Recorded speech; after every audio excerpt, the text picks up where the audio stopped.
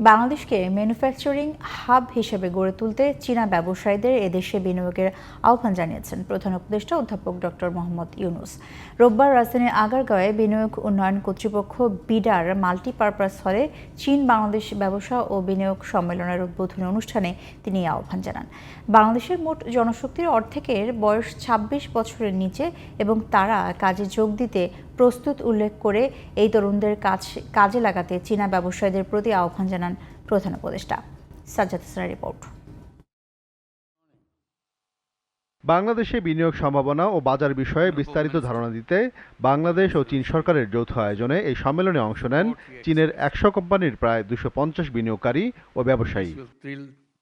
বাংলাদেশ চীন বিনিয়োগ ও বাণিজ্য সম্মেলনের উদ্বোধন করেন প্রধান উপদেষ্টা ডক্টর মোহাম্মদ ইউনূস। চীনা বিনিয়োগকারীরা দক্ষিণ পূর্ব এশিয়ার অনেক দেশের অর্থনীতি পাল্টে দিয়েছে উল্লেখ করে এই সম্মেলনকে বাংলাদেশ চীন সম্পর্কের এক নতুন অধ্যায়ের সূচনা প্রতীক বলে আখ্যা দেন অধ্যাপক ইউনূস। পোশাক শিল্প, ওষুধ, কৃষি, পাট, মৎস্য ও তথ্য প্রযুক্তি সহ বিভিন্ন খাতের সম্ভাবনা কাজে লাগিয়ে বাংলাদেশকে ম্যানুফ্যাকচারিং হাব হিসেবে গড়ে তোলার আহ্বান জানান প্রধান উপদেষ্টা।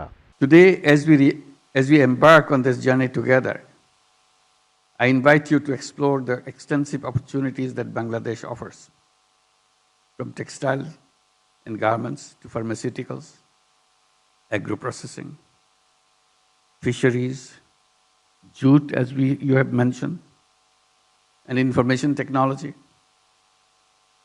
Our sectors are ripe for investment and collaboration. I urge Chinese investors to make Bangladesh their home and their production hub. Our young people is ready to accept that challenge.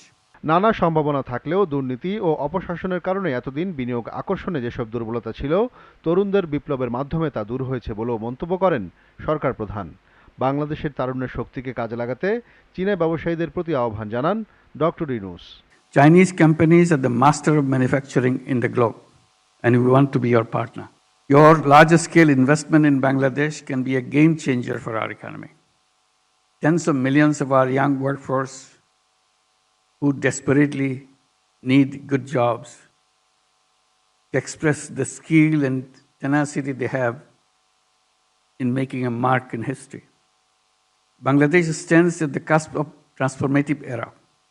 Our interim government has been steadfast in implementing reforms aimed at enhancing the investment climate, streamlining regulatory frameworks, and ensuring a conducive environment for business operations. অর্থনৈতিক কর্মকাণ্ডে পাটের বহুমুখী ব্যবহার বৃদ্ধিতে চীনকে পাশে থাকার আহ্বানও জানান প্রধান উপদেষ্টা। Together we can make a wonderful start of jute to give its right place in our economic programs. Sajjad Hossain, GTV news, Dhaka.